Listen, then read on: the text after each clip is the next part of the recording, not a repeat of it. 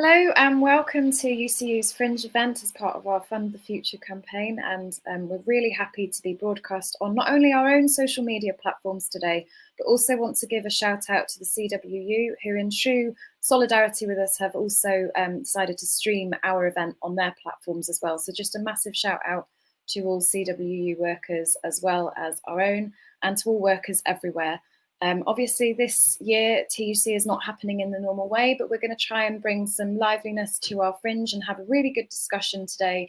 And we're talking about really important issues around tertiary education, so further and higher education. And we've got some great speakers today. So it will be my great pleasure in a moment to introduce Janet Farrer, who is our President-elect, who chairs the further education sector part of our union's work, our General Secretary, Joe Grady, and also Larissa Kennedy from the NUS. She's the current NUS President.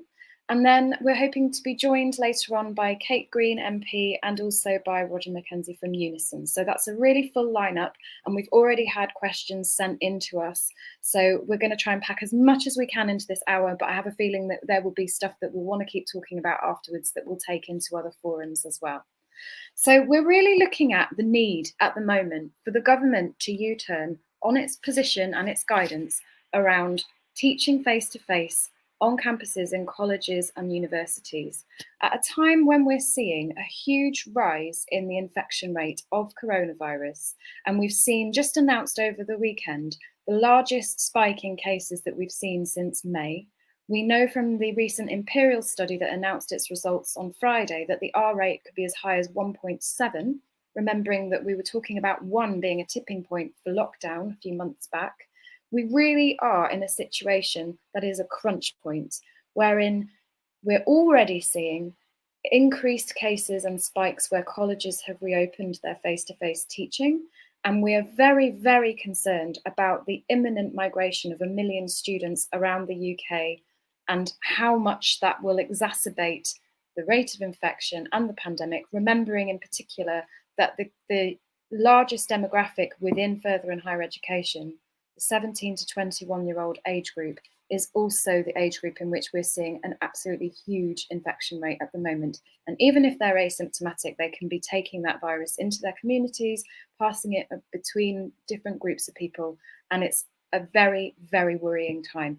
We've recently run some events with the Independent SAGE panel, including one last Friday. And in that, it was really emphasised that there are a lot of commonalities between the findings of the official SAGE group and the Independent SAGE panel's recommendations and findings around the care that we need to take in returning to face-to-face.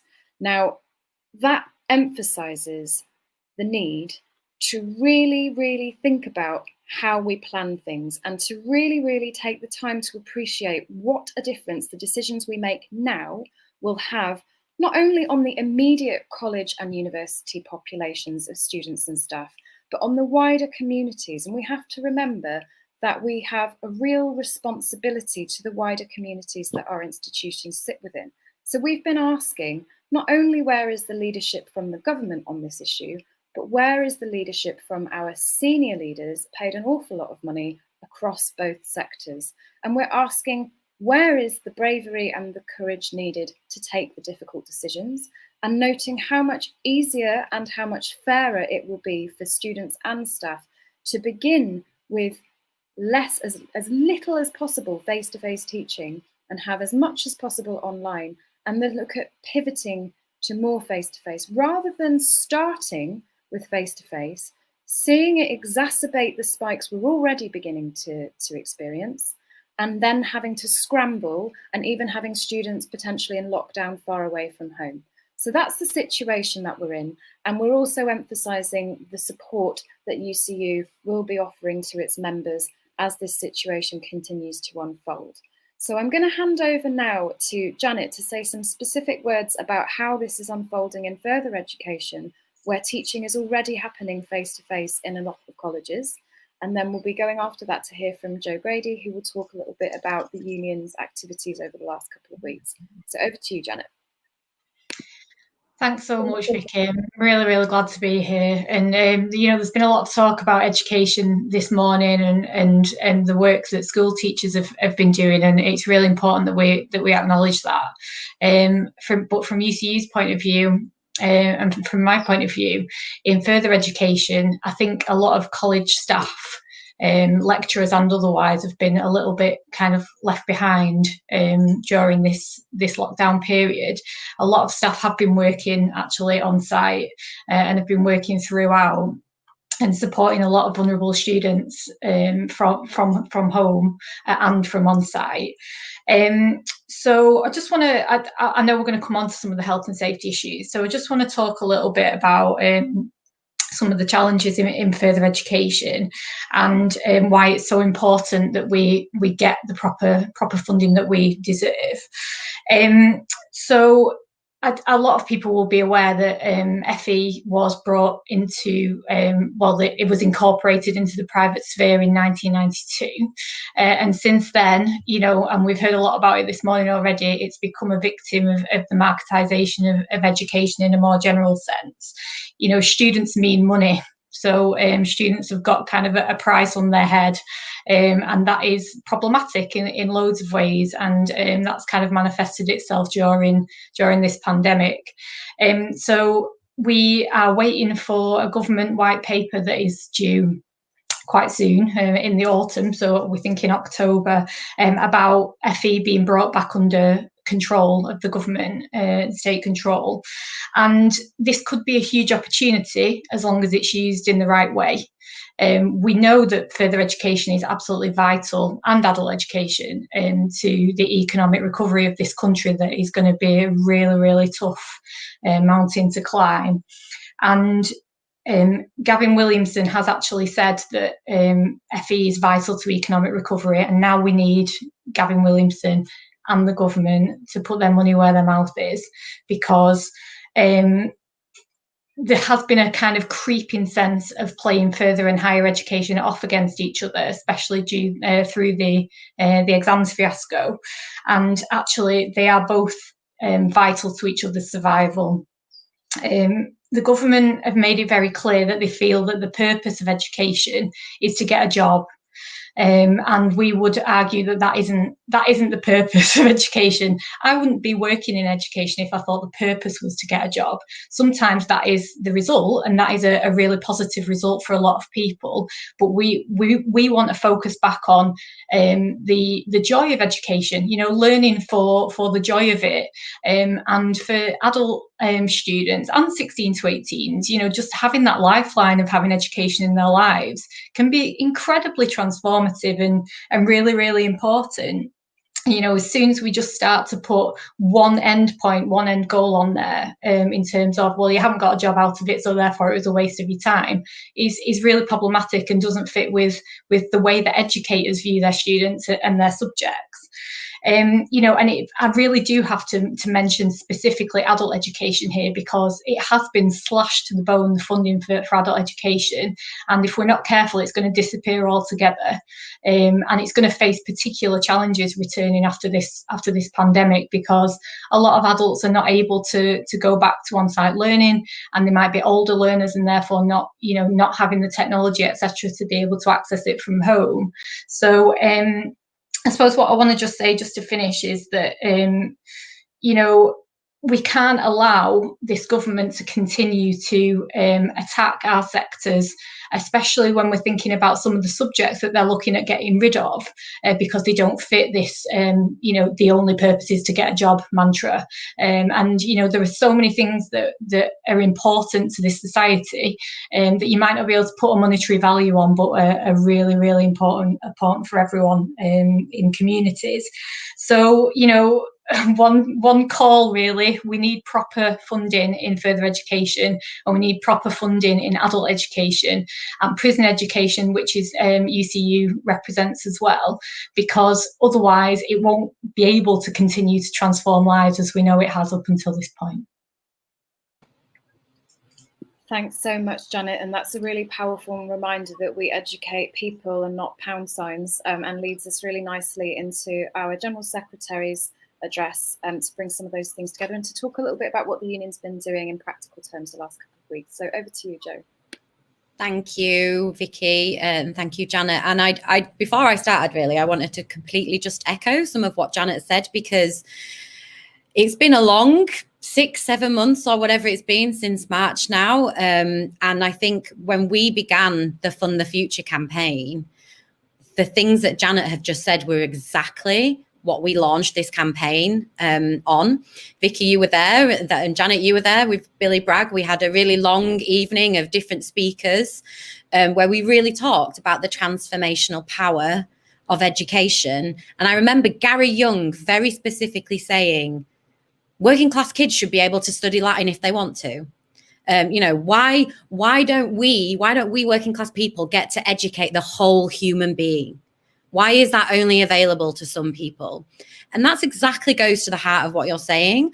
Whether you're someone who is in prison, in a detention centre, whether you're, in Blackburn College, whether you're at Sheffield University, whether you're at a lifelong learning centre, why should you have to fight for a seat at the table to get your access to education when some people, that's just a gift that they're given?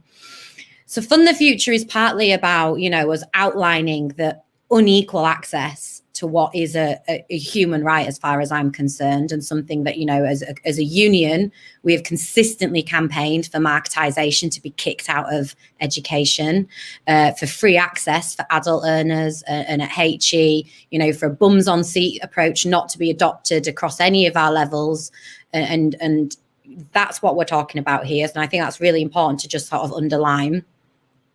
The second thing is, and I think this is what we're really seeing now with the candid response to COVID across the sectors, is that marketized approach, that desire to actually teach pound signs and not people, is what's leading now to people being asked to pay for the recovery of the economy with their health.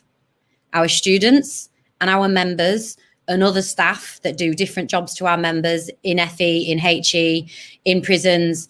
That's the problem that we're talking about right now. And I remember a few weeks ago when UCU adopted the position that we did about reducing as much in-person teaching as possible and actually encouraging the government to take a proactive leadership in not encouraging students that did not need to return to university cities and campuses not to do so. And I remember saying to Larissa, we are taking a leadership position here that we shouldn't be forced to being taken. Elected politicians across the UK should be adopting this position. And instead, you're 6 weeks into the job, but it's falling to you and me and other people in trade unions as elected leaders. And I think these are really important things to say, because if the system was funded properly, there wouldn't be a perceived need to get everybody back in the classroom to make sure that the customer, students to you and I, are getting what they're seen to be paying for or deserve through the system that we have. And staff's health and safety wouldn't be put at risk either. So what we're wanting to do today is talk about the COVID crisis as we understand it now across lots of campuses, but fundamentally understand what is driving that.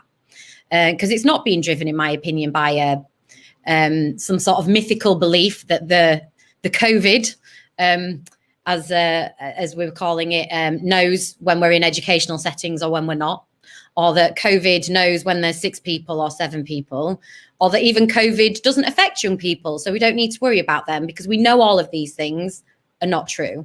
And we know, if we look across to University of Michigan, or even if we look across to France, the future that we have been warning about now for several weeks is apparent. I know from some of the colleges in FE that have reported to us within days of opening, having to close cohorts, infection rates going through the roof. Everything that we are predicting is happening.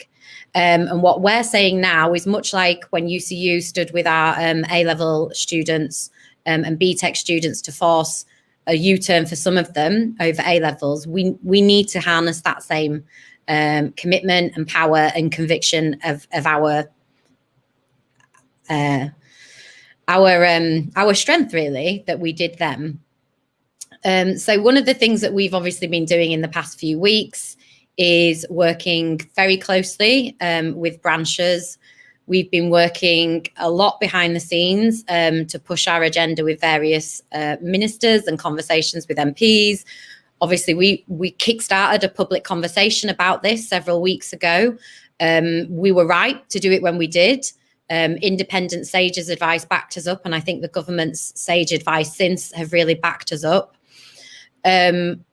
It's difficult really to understand the adherence to in-person teaching the way it is, unless it isn't seen through that prism really of getting students back. So I'm really pleased that Larissa is yet again with us at one of our events, because I think one of the things that we've become very concerned about is the extent to which students are talked about in a really abstract way, are talked about and understood by this government as if they're kind of kids going to Hogwarts or boarding school as a homogenous group, and also sometimes ultimately as a group that might be scapegoated if there are spikes in university towns. You know, we're already seeing that discourse. We're already seeing, if we look across to America, students being fined, you know, really kind of unfortunate but predictable narratives developing. And this is in addition to, you know, when we say we need to learn the lessons of what's happened, we know if we look back to March and April and May, there was a spike in hate crimes towards students, particularly international students. We need to do everything we can now to prevent the very worst scenarios that are predictable happening. So I'm going to stop talking because I know there's other people that want to talk during this fringe, and I'm going to hand back to you, Vicky. Thanks, Jo. And as you said, it's a real pleasure to have Larissa Kennedy, who is NUS president, with us here today. And Larissa, I know that you feel very strongly about representing everyone in your constituency, students. And I think it's really important that we say, when we talk about solidarity across sectors, we don't just mean solidarity across staff of all sectors. We mean that really community-based solidarity between students and staff, recognising that we are actually in this and facing this together. So it'd be great to hear from you next. And then we're going to take some questions, and then we're going to go on to our next guest. So Larissa, over to you. Amazing. Thank you so much, Vicky and Jo, and everyone at UCU for inviting me, giving me the opportunity to speak, because and just want to reciprocate everything that you're saying about solidarity. Like, I guess if we were at like a picket line or a speech, like a physical event or something, I would probably say like, I'm excited to stand shoulder to shoulder with you folks, but I guess I've got to look for some new phrases, maybe like screen to screen, keyboard to keyboard, mouse to mouse, I don't know. But yeah, in my brief time speaking with you, I'm not going to be talking about screens too much. What I am going to talk about is how we collectively secure a safe return to education for students, a safe environment for education workers, and a better future for our sector. And of course, that only happens when we're doing that collectively. And of course, I just want to reiterate, as I've said time and time again, NUS and our 7 million strong movement across colleges and universities will continue to stand with trade unions, thick and thin, because, you know, you are the people that make education possible. I always have to say this, that you are the best of what we do, of our sector. Like, your working conditions are our learning conditions, and we take that seriously in everything that we think about and in everything that we do at NUS. And, you know, we've seen how powerful us standing together is as students and workers in the past couple of months. It was with your support that we managed to force a U-turn on exams. But we also see now that those same students who were railing against the classist, racist, ableist moderation system and fighting for their place at uni are now stepping back and questioning, is it safe? Is this what I was signing up for? Is this what I was fighting for? And demanding clarity from government on why it's unsafe to meet in groups of more than 6 elsewhere, but fine in a seminar room. Why, you know, the test and trace system that has already proven itself woefully inadequate is going to handle the impacts of return to campus, and clarity on how it's fair that students have been forced to pay thousands in rent for housing that some of us are no longer able to access or even need. And I just want to stress how hard students have been hit in this moment. 1/5 of students have fallen into rent arrears. that's even more debt for our generation, and we face the risk of eviction notices and bailiffs. 1 in 14 students has turned to the support of a food bank. And, you know, as we're seeing students' income collapse in lots of different areas, universities are being treated individually and simply told, you know, go ring round your wealthy donors, seek their pity, try and bolster these tiny hardship funds that were never built for a systemic collapse of this kind. And, you know, I've had to spend the last week speaking in the media trying to defend students and young people from being scapegoated for this government's failures to contain this virus. So we really are in an impossible situation. And whilst, you know, the last few months have shown that solidarity is really necessary to shield us all from what's going on, it's also been shown to be our real strength. And, you know, in these moments of crisis where this rapidly shifting landscape where our members are facing attacks and they're trying to pit us against one another, and all of this injustice and the fundamental flaws in a marketized system are being brought to the surface, we're also seeing the ways that this is crystallizing, distilling, sharpening kind of so many of the pre-existing problems and tendencies in our education system. And we're able to talk about these issues of widening injustice for both staff and students, and the ways that systemic underfunding and marketization and precarity can only be tackled collectively. So I think it's important that, of course, we're facing so much in this moment. And as I said, those stats that we're getting from students are really harrowing. But I think it's also important that we don't lose sight of our power to shift this agenda and to build a free, democratized and liberated education system from the rubble of this rapidly disintegrating one. I thought it was really interesting that Arundhati Roy said the pandemic is a portal. And I kind of, through that portal, I see the kind of glimmer of a different education system, a better education system. And when we eventually do return to a safe campus, we're refusing to return to the status quo. So, yeah, I feel like I'm now, as I want to say, rambling, but I just wanted to kind of set the scene on that because this has been a really, really difficult time. But I do see that there's hope in this. I do see that we can move the agenda in this. And I think I said it last time. I think, Joe, you really enjoyed it. So let me just say it again. You know, when that government announced their restructuring regime for higher education, and alongside it kind of fused in this kind of sad nonsense culture war, claiming that they would only release support to institutions who put in place measures to tackle student cancel culture and snowflakes and niche activism.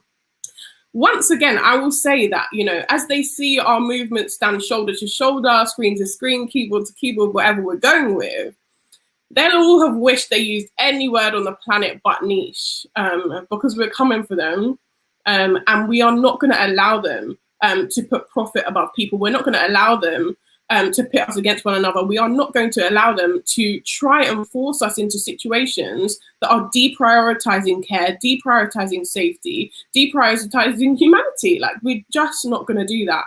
And so thank you again for having me speak.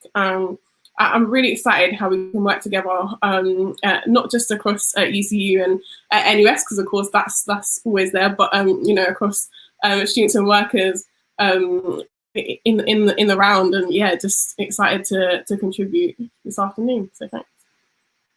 Thanks so much, Larissa. And that energy that you're bringing with you is absolutely on point. And we feel exactly the same as you do. It's about safety. It's not about some stupid notion of competition that actually deprioritizes people's lives, livelihood and health.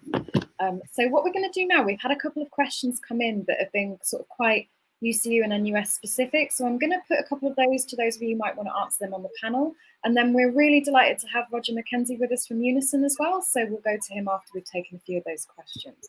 So the first question that has come in is, with further education being spread over so many local authorities, what are we planning when local lockdowns come into place? And I think a great person to take that question would probably be Janet. So Janet, could we come to you? Yeah, thanks, Vicky. I mean, it depends on what you mean by we, I suppose. What are we planning? We are already in local lockdown in a number of places, including where I live in Manchester. So it is something that's already happening. And, a general sense that we're getting is that these local situations are not being taken into account properly in some risk assessments. So it is important to acknowledge that some employers have been working, and probably the vast majority of college employers have been working well with the recognised trade unions. But, these local lockdowns are a real concern, which is why you cannot have a one-size-fits-all model for this stuff. And where we've got colleges that have managed to successfully develop bubbles, if they have a purely 16 to 18 campus, for example, because it's not possible if you've got adults as well.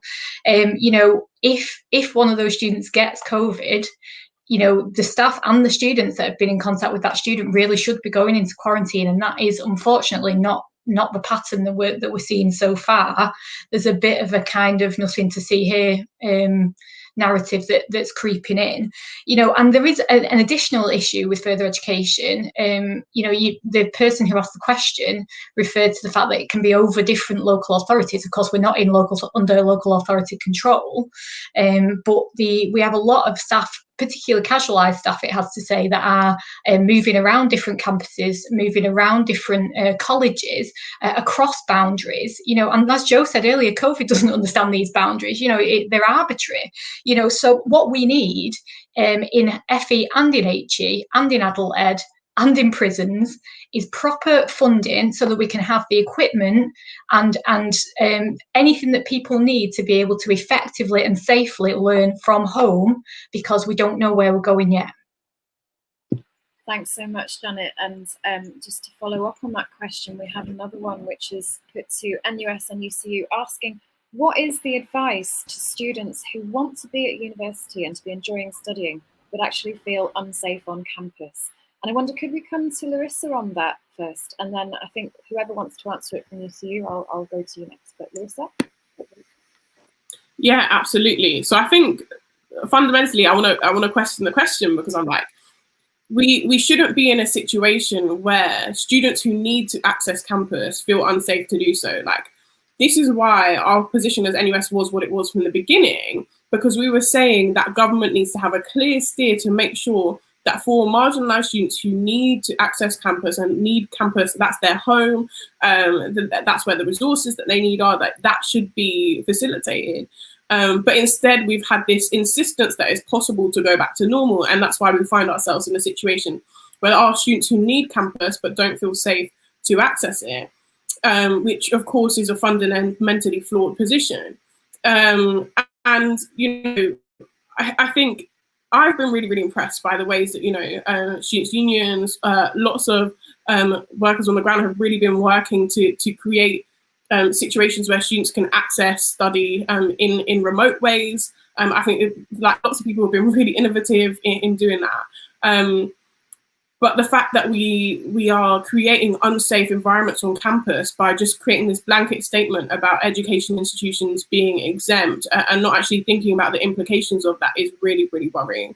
So I think my advice would be join your students' union and help lobby to make sure that there is safety being prioritized on your campus, because it's just not fair that we're in a situation where students who need to access campus feel unable to do so.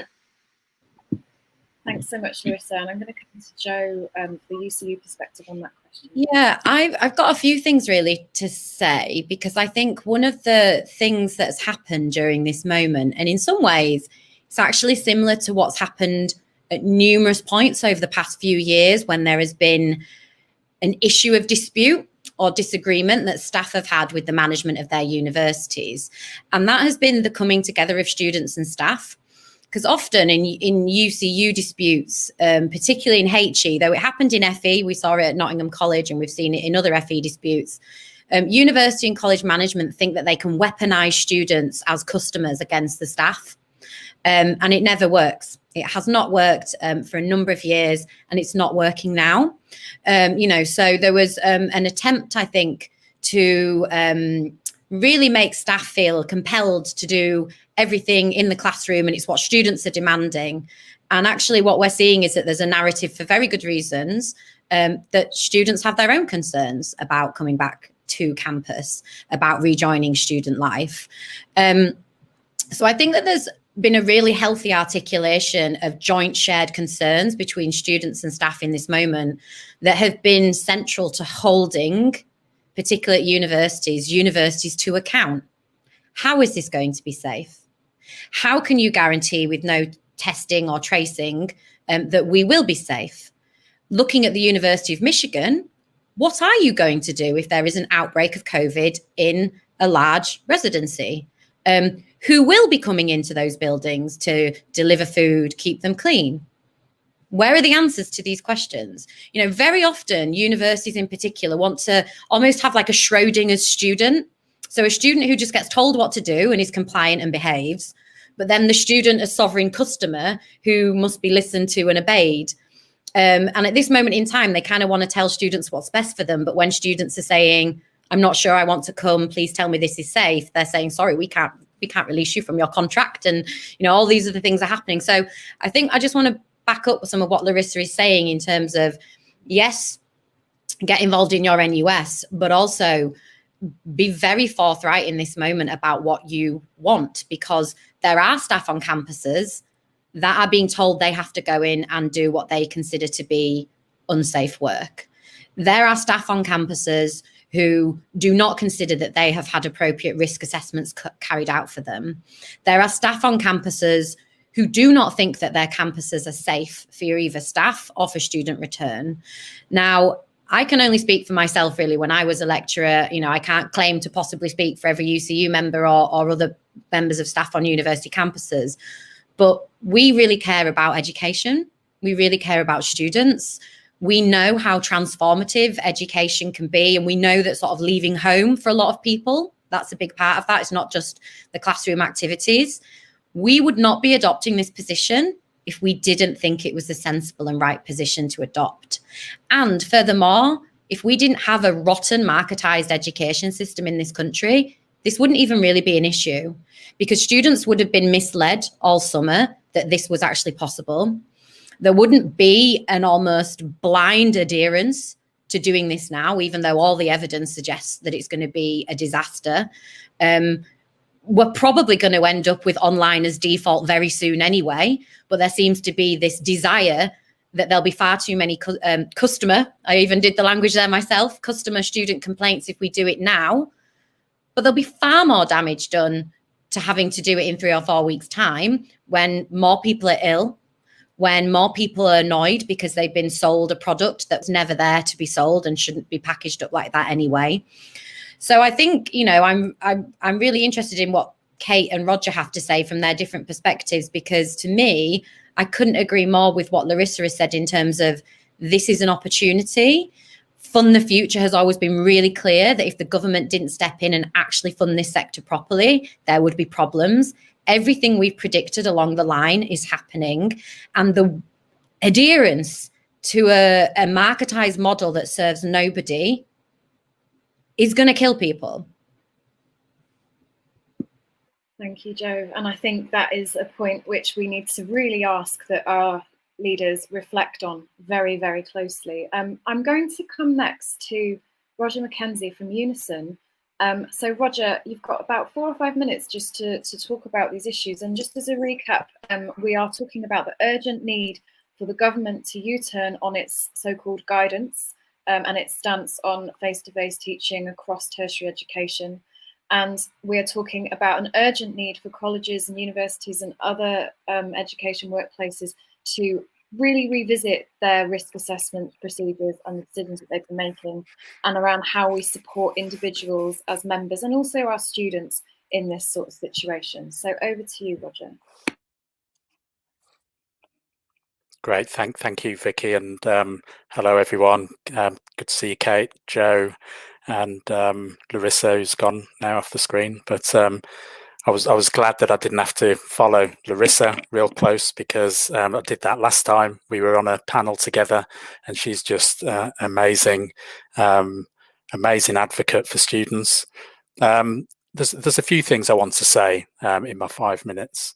So I got in trouble yesterday again because what I said was that I think that if workers feel that they're unsafe, that it's not that they feel that it is not safe enough to go into a workplace, that they should take advantage basically of their rights under Section 44 of the Health and Safety at Work Act and don't go in. And somehow that's controversial, apparently. Well, for me, I'll tell you what's controversial is when people think that it's okay to put workers in harm's way. That's controversial to me. It's controversial to me that so many Black workers have died during COVID-19. So many. And we've had all sorts of excuses, so many reasons given for why that's happened in so many different sectors. But let me tell you this, I have lost friends to this virus. I have lost friends. I have lost colleagues to this virus. I remember just after George Floyd was lynched, because that's what it was. And I remember going to take a knee with some of our members at Oxfordshire Health Branch. And what they did was to read out the names of all of the Unison members that they knew of at the time who had died. Apart from the fact that I knew a lot of them, it was quite clear from the names that were being read out that we were talking about so many Black workers, so many. And that is controversial for me, that's even controversial, that people think that we shouldn't be saying, don't put yourself in harm's way, even if there are employers out there who want to put you in harm's way. Safety is the absolute paramount. This is a public health emergency, and we have to keep that at the forefront of our minds. Having said that, I do know that these are difficult times for many Unison members because many of our members can't do their jobs from home.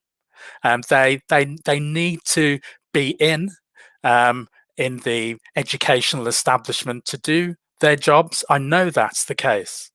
And some of them have been talking to me about what that means, because some of these employers who have taken this market model, because an extension of the market model seems to be that you treat your workers with utter contempt. And that's what some of them have done. And we have to be the ones standing up against that. We have to be the ones who are saying that the behavior of these employers, whether they're universities, whether they're FE colleges, whether they're in schools, that these people, that our members are not prepared to be treated so badly. The thing that makes a difference at the end of the day for any trade union is how strong we are on the ground. That's the bottom line. Are we organised enough so that, one, the employer doesn't try it on with our members in the first place, or that if they do try it on with our members, we're strong enough to be able to do something about it? Because you know what, folks, I really don't want to be here in weeks to come to say, you know, I was right, when more workers get killed because they're being pushed into educational establishments, and not just educational establishments, other public service establishments. You know, I don't want to be right when our fellow workers are killed by this virus. I really don't want to be. So people can complain all they like, and people can criticize me all they like, but this is the basic bottom line. If we are not organised enough as working people, employers will do this to us. Bottom line. If we are strong and if we are organised, we've got a chance of making a difference. And you know what? We've got a chance of saving lives as well. We have a real chance of saving lives. So the bottom line for me is always about building strong and effective trade unionism within the workplace, wherever that workplace might be. And I think we have to treat that really, really seriously.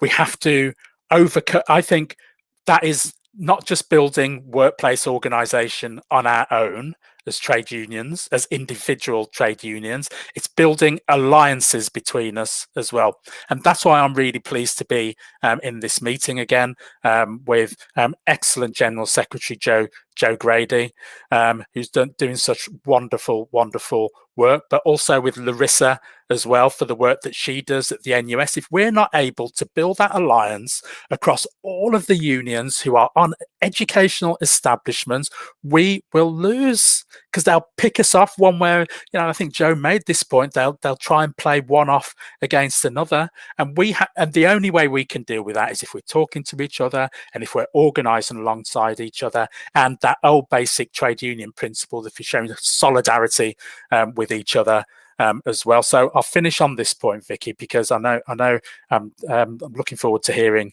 Kate's contribution.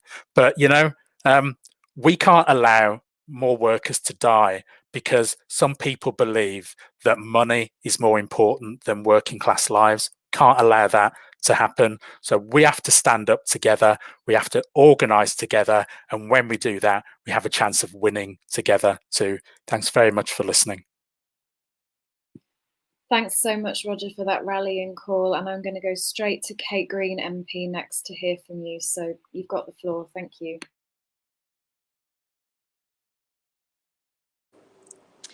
Great, thank you very much, and sorry to join late, but what I've been able to hear in the last 20-25 minutes while I have been listening in, I think is just so important, and so important now as we see universities and colleges beginning to return, schools having been coming back over the last week or so as well. And already, of course, we're seeing, particularly in schools, children very quickly having to be sent back home again because of the you get one child that tests positive and a year group has to go into isolation. So the situation is very, very difficult, and I think will be for quite some time to come.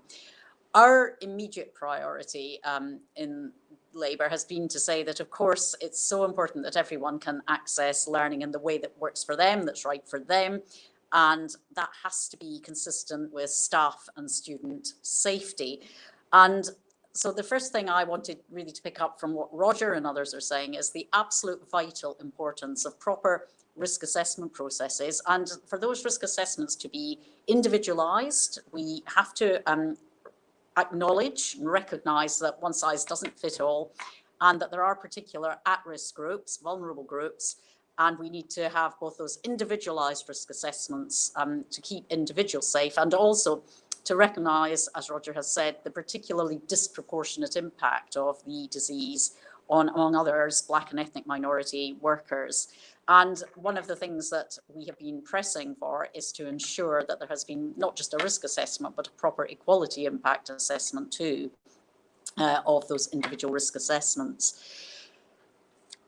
Of course, we expect universities and colleges to be putting in place risk management plans, keeping people safe, but we expect that the government should be playing its part too. And that's why last week, my colleague Emma Hardy, the Shadow Universities Minister, wrote to Michelle Donnellan to set out some early demands that we feel are essential. Clearly the access to speedy and reliable testing, and we have called for mass testing of students and staff as they return to college or university. But what we're already seeing in the last few days is just how very, very unsatisfactory the current testing process is. Now, it's not clear whether this is a blip, whether things are going to settle down again, or whether there's the deeper structural problems, which I think we all know about, mean that we actually are a very, very long way from having an adequate testing system. We do know some universities are beginning to respond by setting up their own arrangements, but not every university and college can do that. And we need to be assured that there will be mass testing available to keep campuses safe, and that's one of the things we've demanded of the government. We also recognise that not all students will be able to return to class, and it is so important that that doesn't compromise their learning, that they have access to the full resources, digital and otherwise, to continue their learning. And while the government made a bit of an effort to get some laptops out to school children, it hasn't given the same attention to students at colleges and universities. And we've also said, and consistent with what we've said with schools, that we believe that the government should be issuing guidance to universities to encourage mandatory wearing of face masks in communal areas. We think all this is important for students and staff, obviously, but we also think it's very important in terms of the relationship between the student population and the wider community. And if there is a concern in a local community that the return of students is going to increase risk for the local population, opening up division between students and communities, that's an extremely dangerous place for things to get to. But we do believe that it is an underlying responsibility of government to give universities and colleges the tools to implement proper risk management and safety procedures. And the government has very little time and a great deal to do. And as others have said, has been really quite laid back and casual.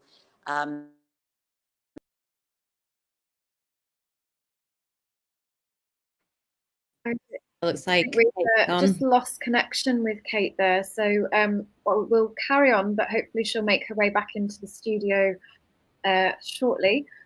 So we have had more questions coming in, and I think we'll just take a couple of those now, if that's all right with everybody on the panel. So one of the questions that we had was, if it happens that there is a local outbreak and students are told that they have to stay in halls of residence, whether that's soon or whether that ends up being something like over Christmas, as we've seen people musing about in the media, what do you think will happen in that sort of situation? So, I see Kate's made back. Kate, maybe we should. We were just about to take a question, and I wonder if you want. Oh, she's frozen, I think. Oh dear. Okay, we'll carry on with this question. So, this is about what happens if there is a local outbreak that leads to a lockdown of students, either now or even over Christmas. And I wonder who wants to come in and answer that first. Jo, do you have thoughts about this?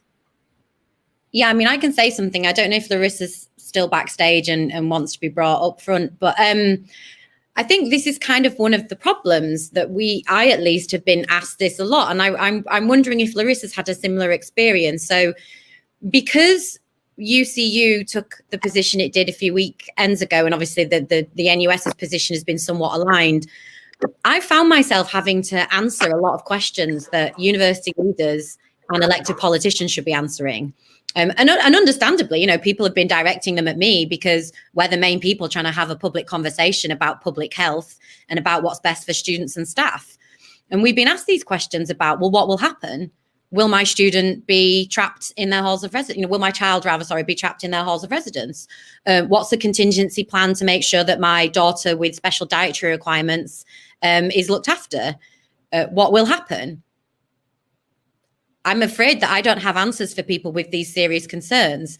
There was a UCU member who said, what will happen if somebody literally falls ill in a classroom? What happens? Is there a contingency plan for what happens? One of the main reasons we've been saying from the very beginning is that default teaching needs to be the option online now, apart from where not possible, because we will end up there. And we'll end up there in a matter of weeks, even if we don't have lots of people being overtly very ill. And when I've tried to explain the employment model of HE to people, you know, you may have an individual who lives in Leicester. They will be, if they're precariously employed, possibly employed by 3 different universities in the Midlands area. So they may be required to travel from Leicester to Coventry, from Leicester to Derby, and maybe from Leicester to Birmingham. They're probably going to be teaching 2 modules at each different university where they work. So they will be penetrating many different student bubbles and classrooms. If in one of those classrooms someone falls ill and everyone has to quarantine, that person is immediately taken out of being able to do that teaching. But, you know, that's even not in addition to taking into account the health and safety risks that they're having to expose themselves to because their employer is requesting or directing them to do that face-to-face teaching. So I don't have the answers that people are rightly requesting, because what we're saying is, rather than actually planning to manage an outbreak, we should be planning to avoid it happening in the very first place. Thanks, Jo. And I'd just like to invite Larissa to offer some comments on this question as well, please. Yeah, thank you so much for bringing me in. I also agree that there's been a lot of questions directed my way that aren't necessarily questions for me, and in fact they're questions for university management and government. And on this, I just want to kind of flesh out some of the realities, because for some of these students, they've never lived independently before. They're not going to know the people that they're moving in with. And so we're facing a situation where, you know, 1 or 2 weeks into term, people could be, according to this guideline that's saying, you know, students need to stay put, students could be locked down on people that they don't know, with where is the access to food, where is the access to care, like what does that actually look like? Have we thought about students' mental health? Like, I have those questions too. I'm asking those questions of government. I'm asking those questions of the sector, because I'm actually baffled that we're in a situation where a couple of weeks before this is all supposed to be kicking off, at a time when most students have already moved or are literally about to move, we still don't have answers. And, you know, as much as I want to come up with those answers for people, I'm not the person who has the power to give you that answer. I'm not the person who can state exactly what's going to happen in that situation. All I can do is say that we need to collectively be demanding answers to these questions, because it's just not good enough that we're at this point and we still don't know what that reality is going to be, what that's going to mean for not only physical health, but also mental health. And I'm actually disgusted that students are being encouraged and even pushed to move. And just, I fundamentally feel that this model and this thinking has been based on government's very narrow perspective. Maybe they lived in, you know, halls with very few people, were very cushy, and they had their ensuite and they had their catered halls or whatever, and maybe, just maybe, it would have worked for their very small perspective. But for lots of students, they're in corridors of 30, 40 people who they barely know. People might not be surrounded by friends. They might not be surrounded by people that they trust. They might not have anyone to deliver food, to deliver literal basic things like toiletry. Like, has anyone thought this through for students who are going to be isolated? And we know that disproportionately it's students who fit outside, you know, who exist at the margins, who become the most isolated in those spaces. And it does cause so many questions for concern that it feels that the government has not even bothered to think about before making these bold claims about what's going to happen and what isn't. Thanks so much, Larissa. And I know Roger really wants to come in on this question as well. So Roger. Yeah, just really quickly. I'm actually not the least bit baffled, Larissa. Not the least bit, because this is the way that our people get treated, frankly, and it's what's happened all the way through this COVID crisis. We've had members who have been told, who work in care homes, they have been instructed by their employers, you come in to these care homes, and if you don't come in and sleep in at the care homes, you lose your job, right?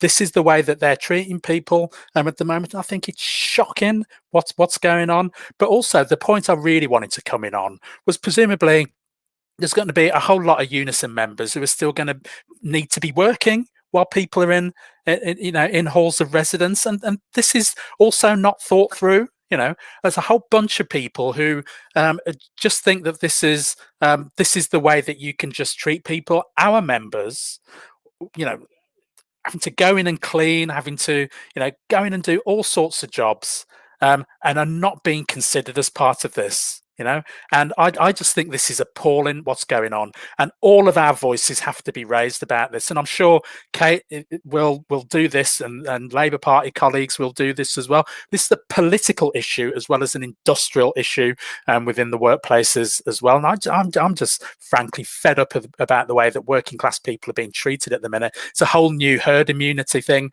that's going on. They really don't care. People can die off, and whatever's left, then great. And I'm sorry to be so blunt about it, but I'm seeing too many people get really, really ill, and I've seen too many people die as a result of this virus. For this government to treat this whole thing the way they're doing, in some kind of lackadaisical way, where they could just put people in harm's way and not think too much about it. It's an outrage what's going on. Thanks so much, Roger. I'm really so conscious of how much more we've got to talk about and how much time we don't have left. So I'm going to ask a further question and come to Kate first. on that, as you've now been able to get your connection back. And that question is, if the R rate is rising, as we've seen that it is, and yesterday saw the biggest jump in confirmed cases since May, how is it safe for universities and colleges to open but not be safe to meet up with more than 6 people? So Kate, I'm going to come to you, and then hopefully you can sort of wind in anything that you were trying to say just as you got cut off as well in that answer.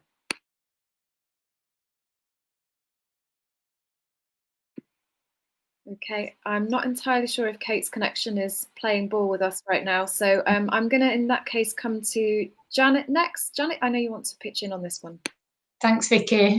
Kate's been in that frozen position for a while, so I think that's indicative. Well, I mean, in short, I don't think it is safe, you know, and I think that was implied in the question, really.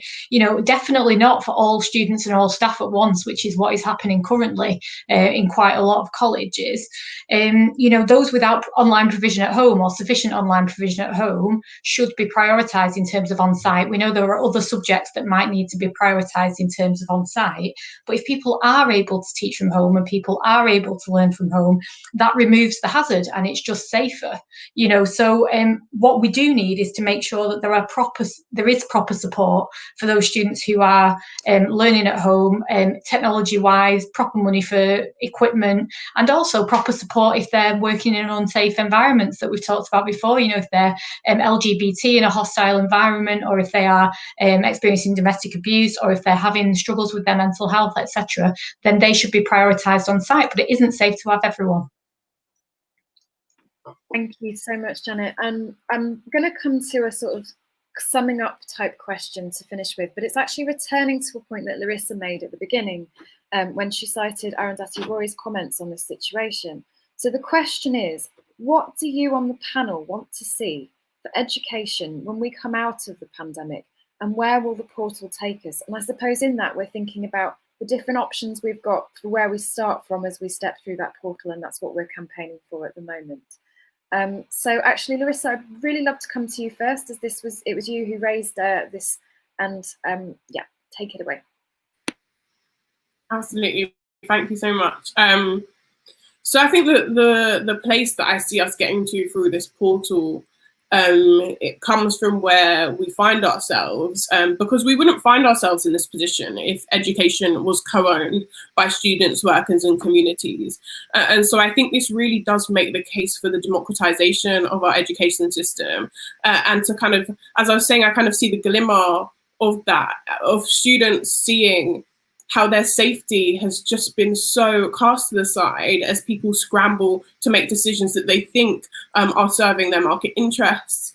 I've seen so much solidarity. I've seen people really questioning why we have no say over how these decisions are made, how much impact they have on our lives as both students and workers. And I just really think that if now more than ever, we're able to recognize the fundamental flaws in this system of you know, university management making these massive decisions about the way that our education is run with so little involvement for us. I've seen student unions fighting literally tooth and nail to have students' voices listened to at this time.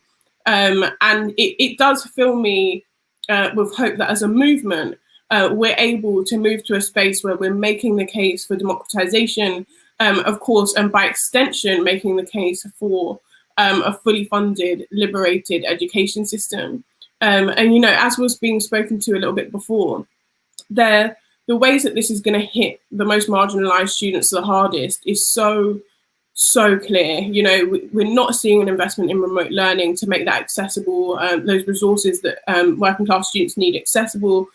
We're not seeing the testing that we need to make sure that, you know, students who may have previously been shielding and aren't sure if it's safe for them to be in these spaces are able to access the things they need to access. And like, it's just so clear to me and to I think so many students that it's only through collectivism, it's only through standing in solidarity with workers that we're going to achieve the education system that we've been envisioning together. So I think the vision that we're seeing is the same one that you're all seeing. And that fills me with hope, even in such really, really difficult times.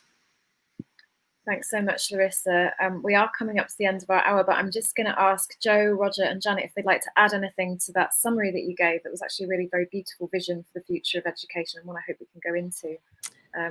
I think we should leave it with what Larissa said, because I think it's exactly what I would say. So, yeah. Okay. That's brilliant. Thank you so much. And so it falls to me to say thank you so much to all of you who've been involved in this event today. And thank you so much to everyone who's been tuning in as well. A big thanks to Rebecca, who's been our interpreter for today. That's been fantastic to have you with us. And just a bit of a plug, really, for some more stuff that we're going to be doing. So we're hosting a webinar that is going to be very FE specific, so further education specific, on Wednesday at 4 p.m. and that will be across all our social media channels. We also want to say thanks very much to all colleagues who have signed up to the Jane McAlevy's organising school. We're going back to school. We've had more than 200 members enrolled, and Joe particularly wanted me to note that we've got slightly more members signed up to this than the NEU did when they had their first cohort. So friendly competition there. And absolutely still all about the solidarity. It's been fantastic to have you all with us. I hope these conversations will continue, and we also hope to continue working with Independent Sage and all other groups that we can to basically push for our lives and livelihoods. Joe, I don't know if you want to say anything in sum. No? Okay, brilliant. Thank you ever so much, everyone, and we'll see you again soon. Take care.